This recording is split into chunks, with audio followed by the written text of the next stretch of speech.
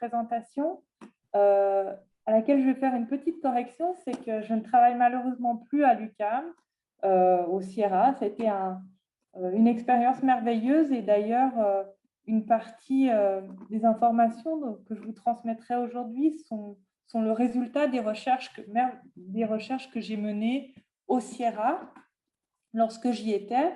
Mais je suis actuellement en Suisse, à l'université de Neuchâtel, où je travaille sur un nouveau projet. Et donc, je tiens à remercier les organisateurs, organisatrices de ce colloque qui me permettent d'y participer depuis la Suisse. Alors voilà, je vais partager mon écran pour que vous puissiez voir mon PowerPoint. Donc, j'ai légèrement changé aussi le titre de ma conférence, mais le contenu sera plus ou moins le même. C'est-à-dire de parler du collier rouge des Wendat, et j'essaierai d'investiguer avec vous les résonances entre images, objets et gestes.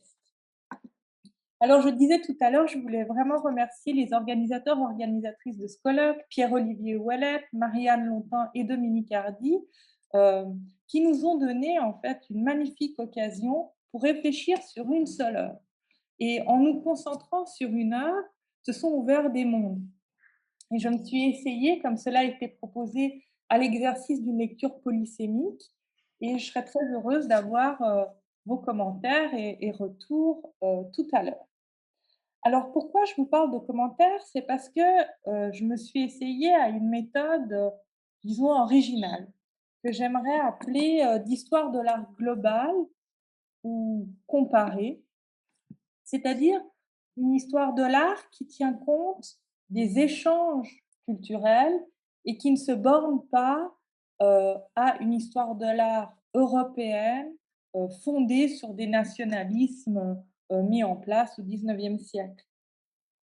Et donc, j'aimerais proposer une histoire de l'art inclusive, dans laquelle il y a évidemment certes des images, mais aussi des objets et des gestes pratiqués en Europe, mais aussi des sources extra-européennes, non seulement issues d'échanges culturels en Nouvelle-France, sur le territoire colonial, mais aussi euh, de la culture matérielle autochtone, de la vallée du Saint-Laurent en l'occurrence. Et je vous dis ça parce que je rappelais tout à l'heure mon expérience au Sierra et l'importance de nos études dans la valorisation des voix des peuples autochtones dans cette histoire coloniale qui malheureusement l'a souvent tue, cette voix-ci, ou distordue.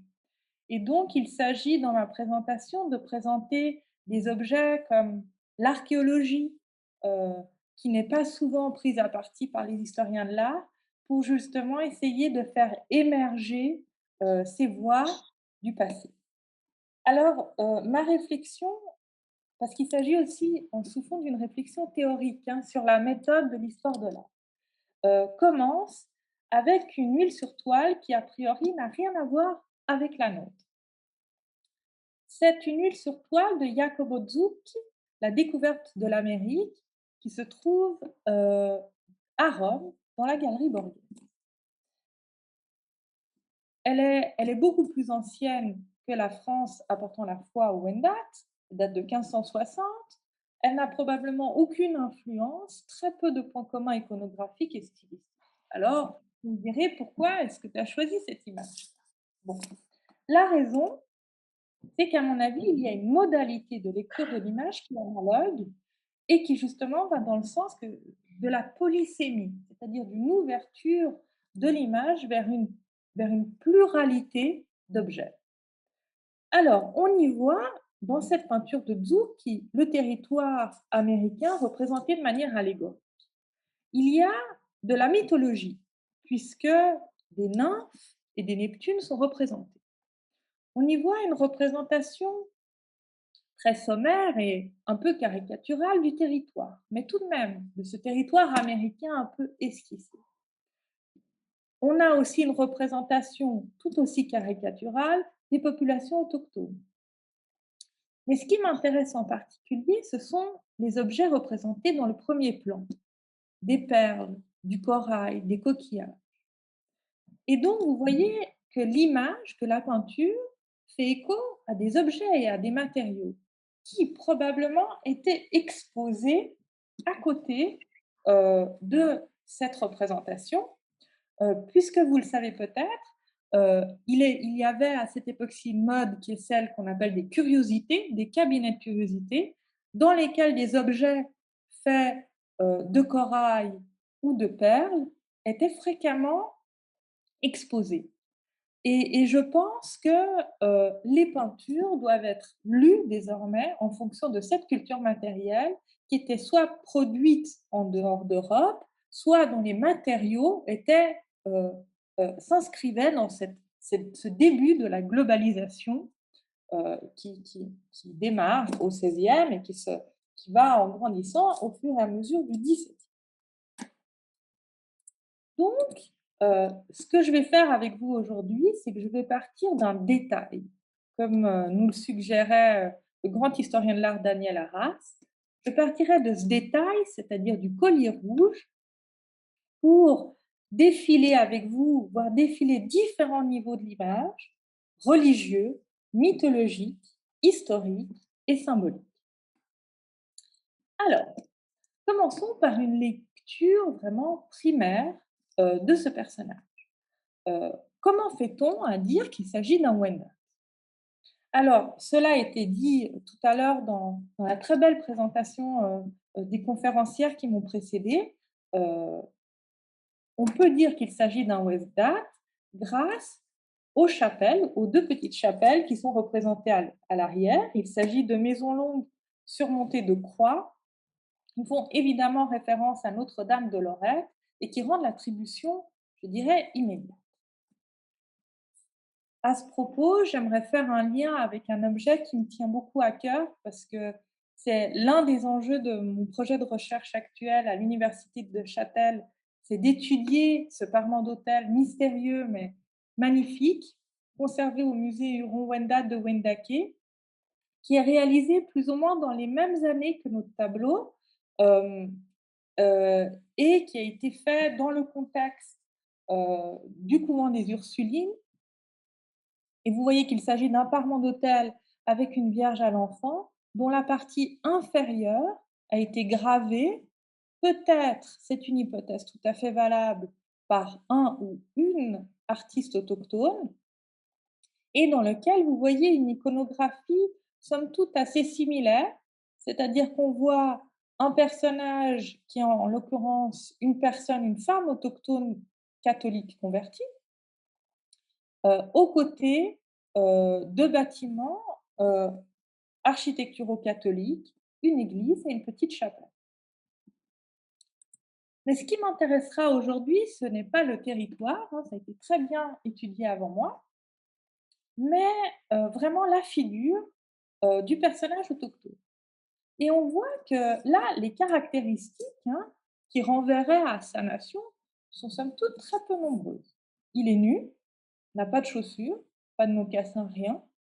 Il est simplement vêtu, enfin simplement, il est uniquement vêtu du manteau fleur-de-lysée et ces attributs que l'on pourrait qualifier de caractéristiques, mais qui sont assez vagues, assez ambigus, sont le collier et la coiffe. Alors, à juste titre, on a rapproché cette représentation d'un portrait d'une des figures dans la gravure, qui se trouve dans la gravure de Grégoire Huret, du martyre des Jésuites de la Nouvelle-France. Alors, je ne vais pas entrer avec vous dans une discussion d'attribution pour savoir lequel des deux pourrait dériver de l'autre, ça n'est pas l'objet de mon intérêt. Et j'aimerais plutôt vous rendre attentif aux détails, puisque c'est un peu l'enjeu de cette présentation, ce sont les détails. A priori, on pourrait voir des similitudes.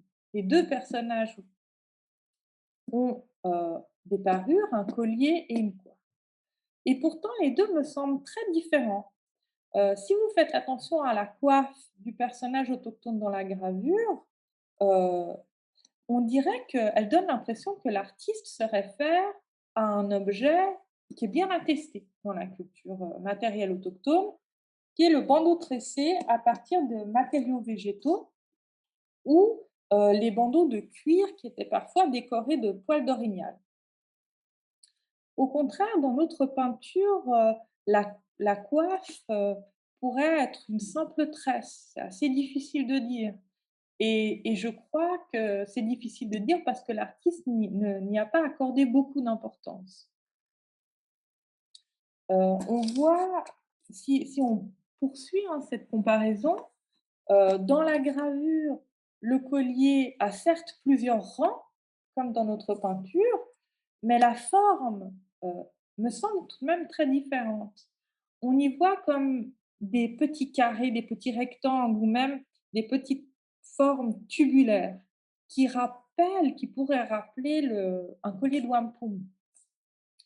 Au contraire, dans l'autre peinture, les perles sont bien rondes et surtout elles brillent. On voit, l'effort qui a été fourni de la part de l'artiste pour rendre cet effet de brillance et dans notre tableau, le collier tableau pardon, c'est nul sur toile, excusez-moi. Dans notre peinture, le collier joue un rôle très important dans la composition. Il participe de cette composition triangulaire avec puisqu'il fait écho au manteau du Christ dans la vision, qui se trouve, dans la partie supérieure de l'image et face à la personnification du royaume de France. Je ne dis pas que le collier met sur un niveau d'égalité le personnage autochtone avec la France, ce serait aller trop loin, on est quand même dans un régime colonial très hiérarchisé, mais tout de même, il lui donne le statut d'un allié, et surtout pas d'un esclave. C'est un roi, heu, c'est un autre seigneur qu'on voit représenté ici, puisqu'il porte des insignes de pouvoir. Et j'aimerais à ce titre vous rappeler que le collier de perles est un symbole de pouvoir royal dans la peinture occidentale, au moins depuis le XVIe siècle, et on connaît bien le goût de Henri III, par exemple, pour les colliers de perles. Il existe de nombreuses représentations de lui portant des colliers de perles, et avec de nombreux rangs, chacun des rangs représentant d'autant plus le pouvoir, du monarque. Et si on essaye de se mettre aussi, à la place de l'artiste qui a réalisé la la peinture dont nous traitons aujourd'hui, Heu, on pourrait même dire que le collier de perles n'est pas seulement un attribut royal français, mais «exotique» entre guillemets au sens large. Puisque au XVIIe siècle, là je vous montre une peinture qui est postérieure, mais au XVIIe siècle, on savait bien le goût des maharajas d'Inde pour les colliers de perles, dont les descriptions, la littérature de voyage est pleine de descriptions. Je répète donc que le collier de perles participe d'un imaginaire, d'un pouvoir, d'un symbole de pouvoir. Maintenant, j'aimerais en venir à l'archéologie, une nouvelle couche pour analyser une nouvelle strate, de notre composition. Donc, un archéologue penserait tout de suite aux perles en cuivre, dits natifs. Donc vous le savez peut-être, la culture matérielle autochtone avant, l'arrivée de Jacques Cartier, hem, présente, des cas assez fréquents de perles en cuivre natif. Donc il existait aussi des colliers. Là, je vous montre une pièce qui a été trouvée à Québec, durant la période du Silicole inférieur. Elle a l'air légèrement oxydée, elle est verdâtre parce qu'elle s'est oxydée, mais elle avait évidemment une couleur cuivrée. Hem, Malheureusement, ce réflexe d'archéologue, hein, de penser à la culture matérielle autochtone, ne fonctionne pas en l'occurrence, puisque vous le savez peut-être, dès les premiers échanges avec les Européens dans la vallée du Saint-Laurent, les populations autochtones cessent d'utiliser le cuivre natif, extrait directement sur le territoire, et commencent à utiliser celui qui était importé et échangé avec les Européens. Il n'empêche que cette piste de l'archéologie est une bonne piste, puisqu'elle nous amène sur la thématique des échanges. Et dans notre représentation, la thématique de l'échange est très importante. Il a déjà été dit dans la littérature que la personnification de la France semble offrir un tableau aux personnages autochtones, comme un don. Alors, évidemment, les interprétations ont été dans le sens d'une conversion par l'image, ce qui est tout à fait exact hein, et rigoureux. Mais je pense qu'on peut aussi considérer qu'il s'agit d'une manière de représenter les échanges et la traite, puisque certains passages, notamment relevés par Laurier-Turgeon, montrent que dans le cadre de la traite, les communautés autochtones étaient également friandes d'images et de gravures. Et donc, on pourrait imaginer que le collier de perles, dans notre peinture, tout comme la représentation peinte, sont une manière de renvoyer aux échanges et à la traite entre communautés autochtones et allochtones en Nouvelle-France.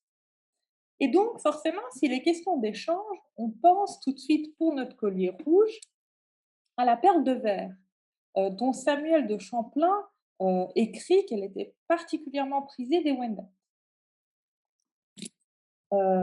La perle de verre, mais également les perles de coquillage, sont des matériaux essentiels pour un objet qui a une fonction centrale dans les échanges diplomatiques, non seulement des Hurons-Wendat, mais de plusieurs nations, Premières Nations de la vallée du Saint-Laurent, les Wampum.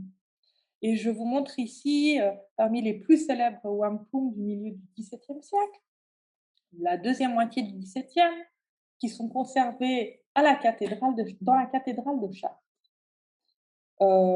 Les wampum sont aussi attestés dans un autre type de production, les poupées.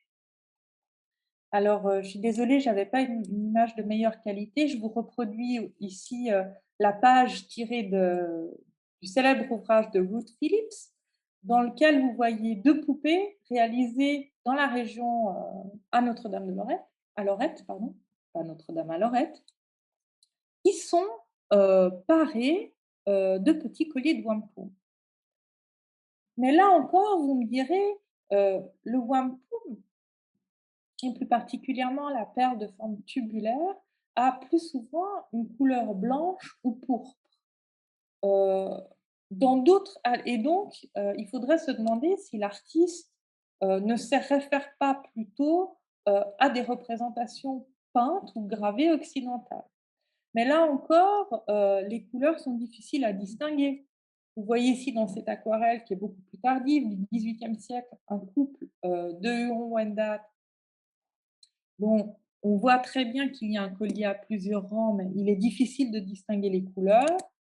Ou dans une des gravures qui est certainement la plus célèbre du XVIe siècle, très diffusée au XVIIe siècle, une source d'inspiration infinie pour les peintres, une planche tirée de Théodore de Brie, réalisée d'après les aquarelles de John White, qui ne représente pas des Wendat, mais qui désignait comme des Virginiens, mais qui a été utilisée par les peintres pour plusieurs autres régions. On voit ici que le personnage autochtone porte un collier de perles à 4 rangs, mais là encore, la couleur manque. Or, la couleur, la symbolique de cette couleur est très importante. Et j'ai été très intéressée hier d'entendre de la bouche d'Elisabeth Forrest que ce rouge avait été réalisé à l'aide de vermillon sublimé. Parce que le vermillon, comme d'autres colorants, faisait partie des matériaux prisés aussi dans le cadre des échanges et de la traite entre communautés autochtones et allochtones en Nouvelle-France. En particulier le rouge, parce que le rouge est une couleur très symbolique, importante dans la culture matérielle autochtone. Elle était donc recherchée dans le cadre de ces échanges. Et ce qui est intéressant de noter, c'est que le rouge fait partie de ces symboles qui sont fédérateurs, dans le sens où ils trouvaient également des échos dans l'art religieux occidental catholique. Vous connaissez peut-être, en tout cas elle était très connue à l'époque au XVIIe siècle, la tradition qu'on appelle des vierges au corail. Alors vous voyez ici une représentation célèbre de Masaccio, un détail de la Madonna del Sole, donc du Quattrocento italien, qui témoigne d'une tradition dans laquelle l'enfant Jésus est représenté avec un collier de corail, avec un pendentif de corail. Le corail fonctionnant comme un symbole de la résurrection du Christ. Mais le corail était également utilisé dans d'autres contextes. Encore au XVIIe siècle, on a des manuels, c'est très amusant à lire d'ailleurs, qui expliquent les usages et les vertus du corail, les usages pharmaceutiques du corail. Le corail se trouve aussi dans les cabinets de curiosités. Et je vous l'ai dit, je pense qu'il faut lire les peintures au regard des objets qui souvent étaient disposés côte à côte, puisqu'il y a une influence réciproque évidemment entre les deux. Et je vous montre là une page tirée de l'ouvrage de Moriès, dans lequel on voit ces compositions assez extraordinaires faites de corail, qui peuvent être aussi bien religieuses que laïques. Euh, et l'essor des objets de corail va être de plus en plus grand au XVIIe jusqu'à en arriver au XVIIIe siècle, où il deviendra un objet de grand intérêt et un des piliers du commerce, d'un commerce qui allait de l'Europe jusqu'à l'Inde. Et vous voyez ici un portrait d'un habitant du Congo avec un collier de corail. Et je vous montre ça pour vous rendre sensible au fait que le collier de corail pour le public du XVIIe siècle renvoie aussi à un monde qui est en train de se globaliser. Il appelle tout de suite à des univers lointains. Mais le rouge de notre collier, pour en revenir là, a évidemment plutôt une connotation religieuse. Et le lien qui est fait entre la perle rouge et du wampum et le chapelet se trouve notamment chez Lafitau, Joseph-François Lafitau, un jésuite qui écrit bien plus tard au XVIIIe siècle et qui retrace et qui fait cas en fait de l'analogie entre la perle de wampum, du wampum du collier et le grain de chapelet. Mais je vous cite Lafitau aussi parce que dans les relations jésuites, il est indiqué que progressivement, les perles, comme on disait, porcelaine, les wampum, ont été remplacées par des grains de chapelet. Alors je me demande s'il ne s'agit pas encore d'une des significations supplémentaires à apporter à ce collier rouge. Et j'en viens donc à ma conclusion. Euh, pour faire redéfiler tous ces niveaux de sens avec vous, le et retracer le chemin parcouru. Donc j'ai pas parlé de la dimension mythologique, mais évidemment le collier rouge fait appel à un imaginaire, gréco-romain, dirons-nous, puisque, le corail, la naissance du corail est un mythe lié à Andromède. On l'a dit, à la religion catholique, en faisant référence, au corail, au symbole au collier de l'enfant Jésus et au grain de chapelet. D'ailleurs, j'aimerais féliciter l'étudiante qui a relevé le pied de vigne, puisque ça nous fait un lien supplémentaire entre le collier rouge, symbole de résurrection du Christ, et la vigne. Ça fonctionne très bien. Ensuite, à mon avis, le collier rouge nous permet de renvoyer aux productions qui étaient issues d'échanges et de la traite en Nouvelle-France, et nous permettent de faire des liens originaux avec des productions locales issues d'échanges culturels, comme le Parement d'Hôtel, qui se trouve actuellement à Wendake. Le collier rouge nous a permis aussi de retracer l'histoire des Premières Nations à un moment où la traite était répandue et où ils avaient véritablement un rôle d'alliés. Enfin, le collier rouge nous amène à investiguer la dimension symbolique du pouvoir, non seulement de la monarchie absolue de droit divin, c'est évident, mais aussi de ce personnage autochtone qui est présenté comme une sorte de roi, somme toute un roi exotique, hein, entre guillemets, et catholique. Voilà, je vous remercie pour votre attention.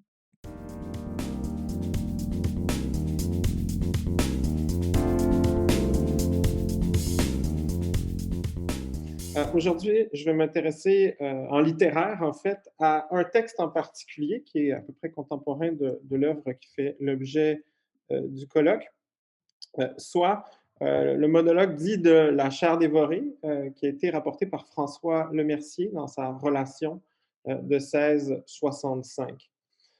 Pour mettre un peu de contexte, ce monologue a été rapporté dans une cérémonie d'accueil pour le marquis de Tracy, alors qu'il arrive à Québec comme nouveau, alors qu'il arrive à Québec justement avec le régiment de Carignan-Salière. L'objectif de Tracy, c'est de mettre en place, disons, un système de sécurité dans la colonie et d'aller porter la guerre dans les foyers iroquois. Ce qu'il va faire peu après ses premières réunions avec les alliés ou les sujets autochtones. Il faut comprendre que la Huronie a été détruite plus ou moins en 1648 et 1650. Je mets évidemment entre guillemets parce que c'est comme ça qu'on rapporte en fait la destruction de la Huronie. Les Hurons ou les Wendat, eux, sont encore bien sûr présents.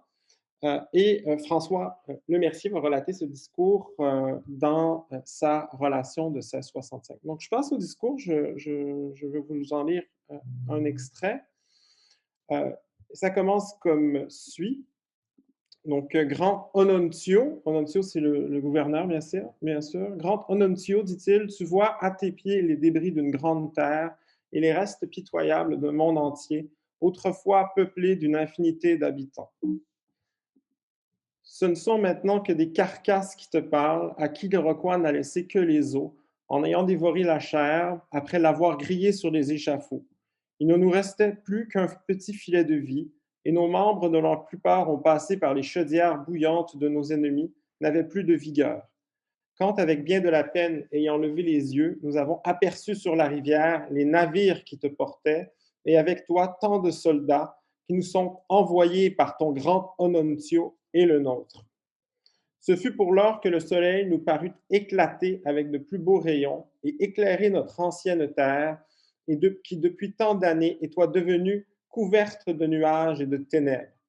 Pour lors, nos lacs et nos rivières parurent calmes, sans tempête et sans brisant, et pour te dire vrai, il me sembla entendre une voix sortie de ton vaisseau qui nous disait, d'aussi loin que nous pûmes te découvrir, courage, peuple désolé, tes os vont être liés de nerfs et de tendons, ta chair va renaître, tes forces te seront rendues, et tu vas vivre comme autrefois tu as vécu.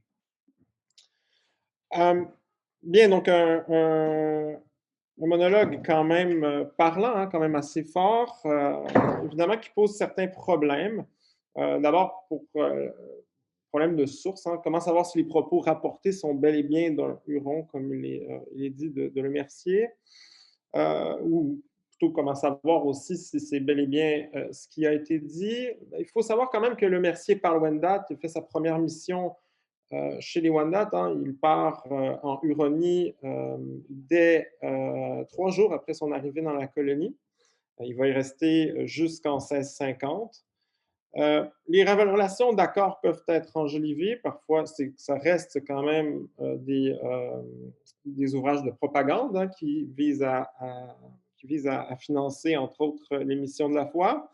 Mais il y a tout de même plusieurs témoins et même si peu comprennent la langue, ils sont tout de même là et assistent à la conférence, pour ainsi dire, qui est traduite par un truchement. On mentionne le truchement par la suite dans le texte.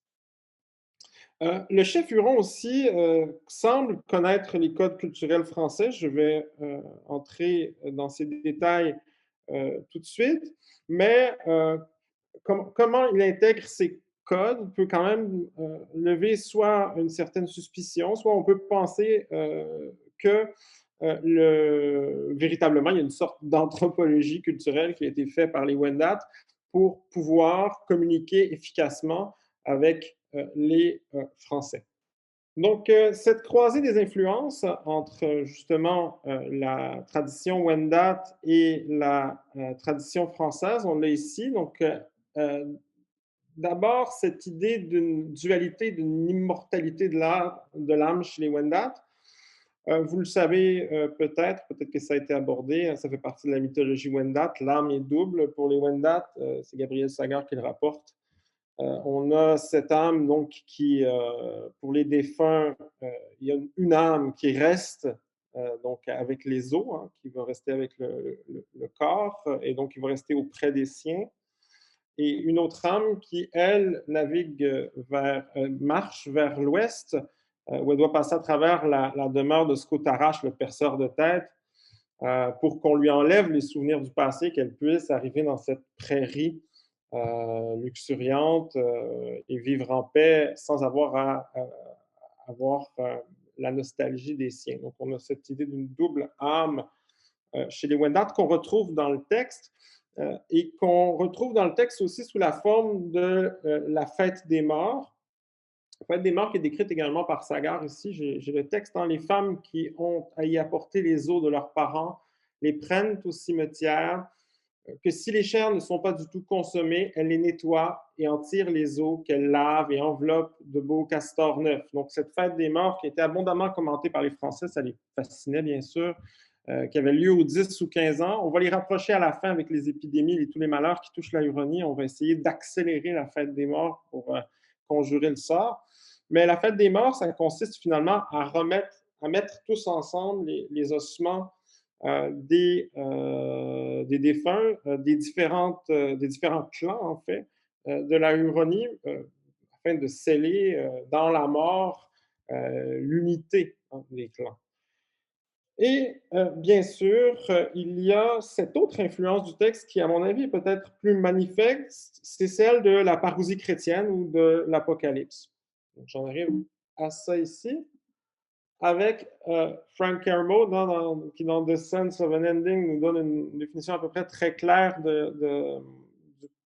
du schéma apocalyptique qu'on retrouve ici, celui d'un empire, ensuite d'une décadence et d'un renouveau. Ici, c'est très clair, hein, on a cet empire, une grande terre, un monde entier autrefois peuplé d'une infinité d'habitants, une décadence, ce ne sont maintenant que des carcasses qui te parlent, et puis un renouveau, hein. Courage, peuple désolé. Tes os vont être liés de nerfs et de tendons, ta chair va renaître, tes forces te seront rendues, et tu vas vivre comme autrefois tu as vécu. Donc, ce renouveau, il est clair, et ce renouveau il est même très près de la parousie chrétienne parce que comment se solde, bien sûr, l'Apocalypse de Saint Jean, c'est par le retour des morts qu'on a littéralement dans le discours du Wendat anonyme. Et évidemment, ça vient s'ajouter une figure christique qui est celle d'Onontio, écrite parfois avec un N, parfois avec deux. Onontio, ce qui veut dire la grande montagne, hein, le mont Magny, et qui ici, ce qui est intéressant ici, c'est que l'autochtone en question semble bien comprendre les différents rapports d'autorité qui sont ceux de l'Ancien Régime, entendu que l'Onontio qu'il a devant lui a lui-même un autre Onontio qui est le roi de France. Donc, je trouvais ça intéressant, par exemple, de le voir aussi, ces rapports d'autorité dans la toile qu'on étudie, hein, dans l'œuvre picturale qui est étudiée dans ce colloque, avec ce doigt pointé vers le ciel. D'ailleurs, ça me fait penser aux travaux d'Alan Greer sur la propriété sous le régime français. Vous savez peut-être que sous le régime français, quand une terre n'avait pas de maître, hein, quand on avait une terre à soi, ce qui était chose rare quand même, on la disait au soleil, hein. Donc, il y avait toujours quelqu'un en haut. Et on a ce doigt qui pointe sur la toile, qui rappelle que même Ononcio a son Ononcio. Donc, le Huron, en tout cas, qui est cité par Le Mercier, si la citation est exacte, comprend en tout cas très, très bien ce système, disons, ou ces restants de système féodal qui caractérise le pouvoir français au XVIIe siècle. Donc, une notion qui est importante là-dedans, c'est celle d'imperium. Bon, retourner d'abord au sens latin d'imperium, hein, c'est d'abord faire ce qu'on vous dit, l'imperium. Cette idée d'un imperium, eh ben, elle est importante à souligner. Pourquoi? Parce qu'on a souvent dans le récit national ou dans le roman national cette idée d'une alliance entre peuples autochtones et français, comme s'il y avait, où il n'y avait jamais eu un pied d'égalité. Au fond, ce n'est pas du tout ça. On va voir, bien sûr, quand quelqu'un renonce à l'imperium, c'est le cas des Iroquois, par exemple, la sanction, ce soit le cas d'autres groupes aussi, mais la sanction, elle est inévitable et elle est brutale, hein. Donc, les Wendat viennent porter allégeance au gouverneur, ils acceptent son imperium, au fond. Les Algonquins le font dans la section suivante, d'ailleurs. Et ceux qui ne respectent pas l'imperium, eh bien, c'est les Iroquois, ce sont les Iroquois. Et on tente de miner ce pouvoir iroquois. On dit un peu plus loin dans la relation qu'un des objectifs est de pouvoir débaucher les captifs. Qu'est-ce qu'on entend par là, débaucher les captifs? C'est bien sûr que les Iroquois, en ayant conclu la paix à la fin des campagnes contre la Huronie, vont prendre une partie de sa population qui va venir rejoindre les différentes tribus de la Ligue. Et donc, il y a un fort contingent de personnes d'origine Wendat qui vivent chez les Iroquois. Donc, c'est intéressant cette volonté de débaucher les captifs. Pourquoi? Eh bien, parce que ça va se passer d'abord, hein, avec la paix qui sera signée en 1666 après la campagne de Carignan-Salière.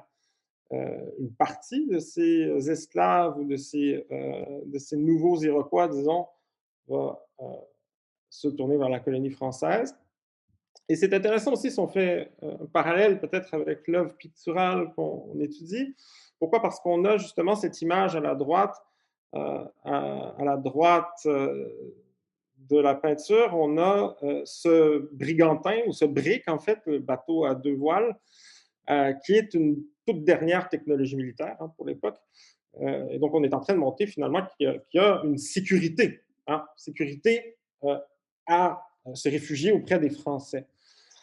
Cette sécurité, elle est bien sûr discutable, hein, c'est une sécurité de propagande essentiellement. Il faut savoir que les Wendat, qui s'étaient réfugiés à l'île d'Orléans, dans la paroisse de Sainte-Famille, justement, vont être attaqués par les Iroquois sans que les Français puissent intervenir de quelconque manière que ce soit. C'est dans les années 50 que ça se passe, un peu avant.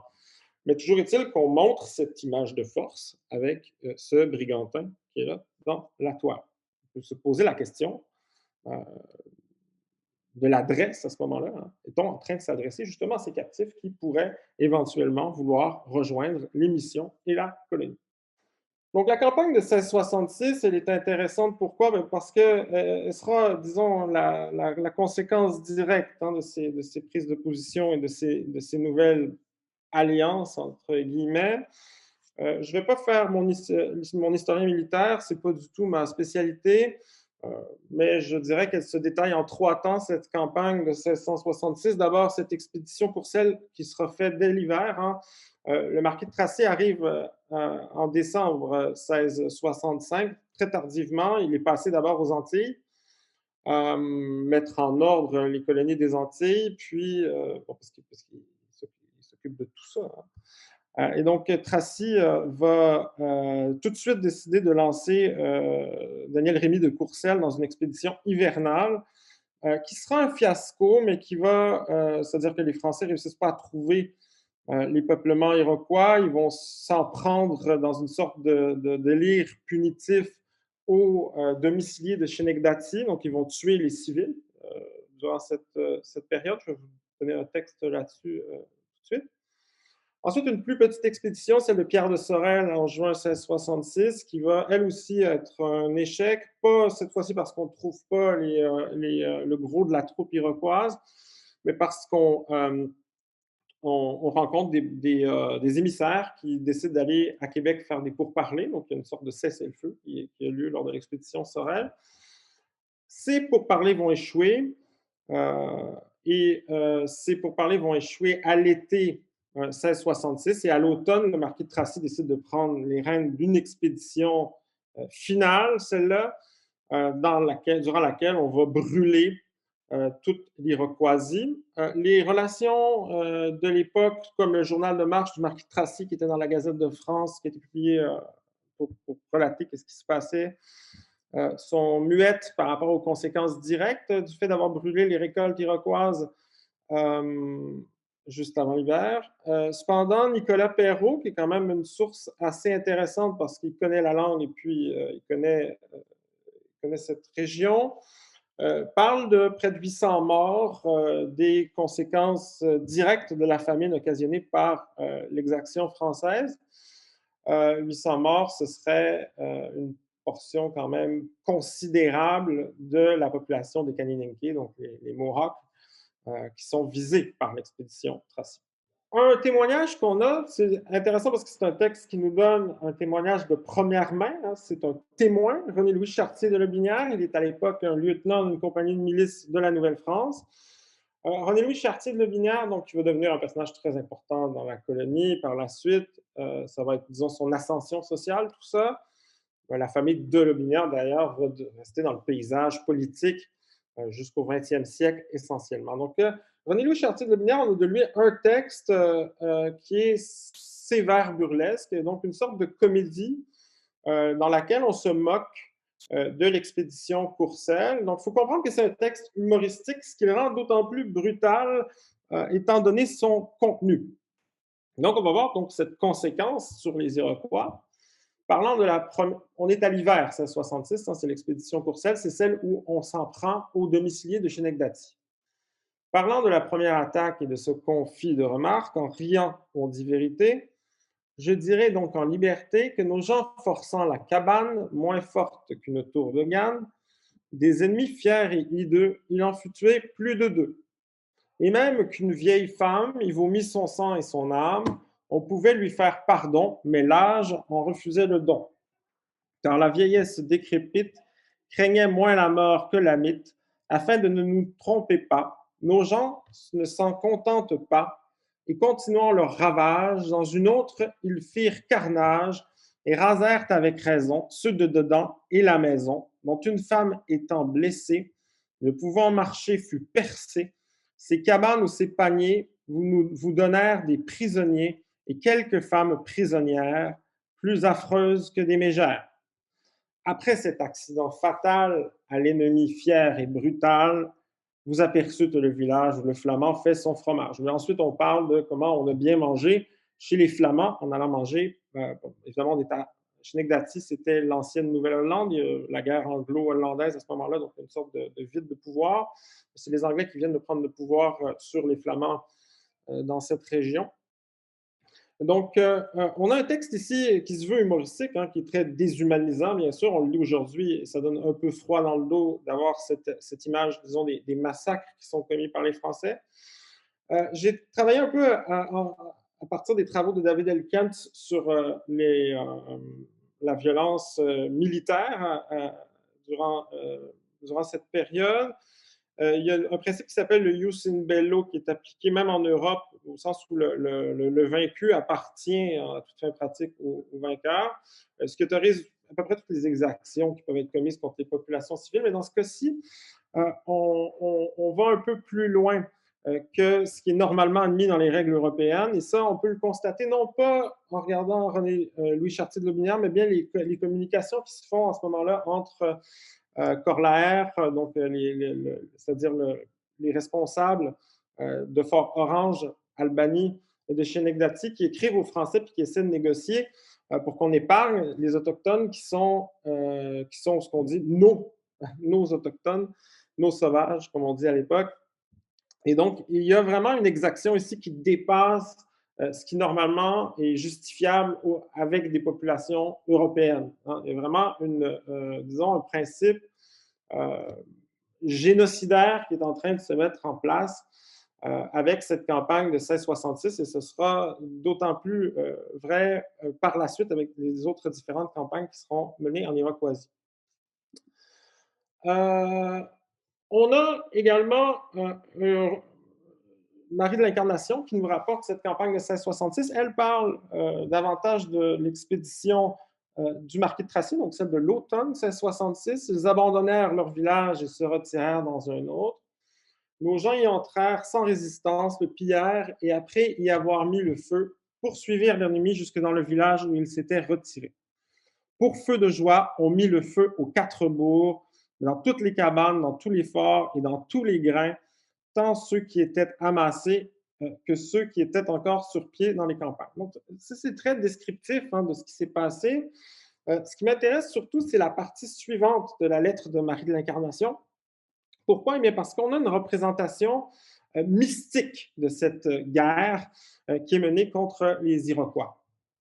Au même temps que nos Français faisaient brûler les bourgs des Iroquois, il semblait que Dieu nous en voulut donner lui-même les nouvelles par plusieurs feux qui ont paru dans les forts et même en celui de Québec. Donc, on parle de phénomènes surnaturels. En l'un de ceux que l'on avait fait sur les chemins des Iroquois, les soldats qui le gardaient pensèrent mourir de frayeur.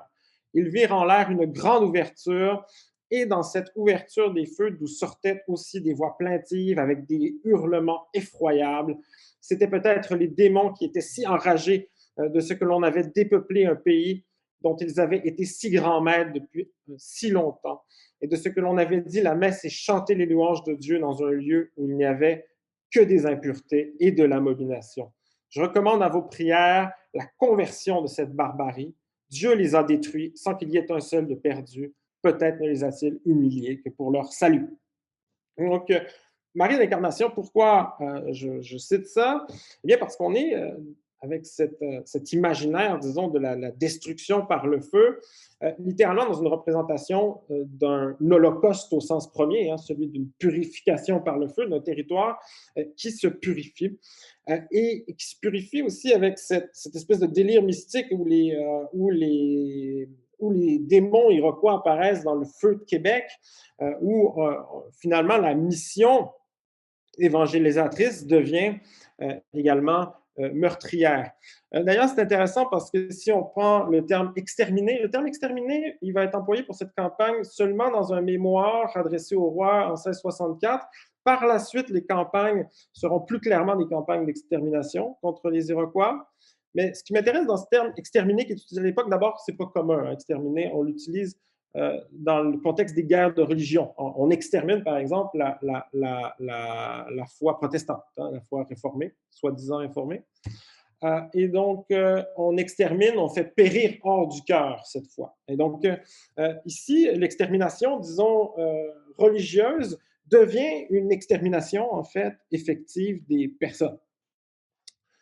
Et c'est ce qui me semble assez frappant, disons, dans cet extrait de Marie de l'Incarnation sur 1666. Pardon, Samuel. C'est très intéressant. Donc, toutefois, est-ce que ce serait possible de venir conclure la présentation? Oui, tout à fait. Donc, merci. Je vais conclure tout de suite. Excusez-moi, je n'avais pas le temps en tête. J'étais bon. Ouais, ben donc je continue un peu plus loin en donnant un exemple quand même que je vais quand même donner, qui est celui du dernier Huron de François-Xavier Garneau, qui reprend un peu l'imaginaire de la chair dévorée. Tous ces preux descendus dans la tombe éternelle dorment couchés sous ces guérets, de leur pays chéri, la grandeur solennelle tombait avec les forêts. Leur nom, leur jeu, leur fête, leur histoire. Donc, dans ce poème de Garneau, je vais le résumer parce que le temps nous manque. Dans ce poème de Garneau, le dernier Huron, qui date de 1840, qui se base sur la toile de Plamondon, où on représente Zacharie Vincent, la toile de 1838, on reprend cette idée d'un Huron qui est d'un peuple meurtri, mais qui reviendrait, si on veut, comme une présence spectrale hantée le Canadien français. Donc, j'en allais là pour montrer comment, finalement, dans la genèse, disons, d'un discours national, il y a cette notion d'abord d'une existence d'un fait huron, de l'existence d'un drame, d'une disparition, mais cette disparition demeure toujours, si on veut, avec cette sorte de conscience coupable de la colonisation. Hein. Pour conclure, on pourrait dire que le monologue de la chair dévorée, qui articule à la fois des éléments des traditions Wendat et catholiques, mais le sens immédiatement saisi par les Français est sans doute celui de l'apocalypse chrétienne qui suppose le retour des morts et l'établissement d'une Jérusalem nouvelle en Amérique. L'imaginaire de la parousie chrétienne est appuyé par l'arrivée de la figure christique d'Onontio, qui scelle la transition entre la colonie commerciale et la colonie royale. Cette colonie refondée utilisera donc les codes du christianisme pour asseoir l'impérium français au Canada et repousser les Iroquois, identifiés comme des ennemis de la foi.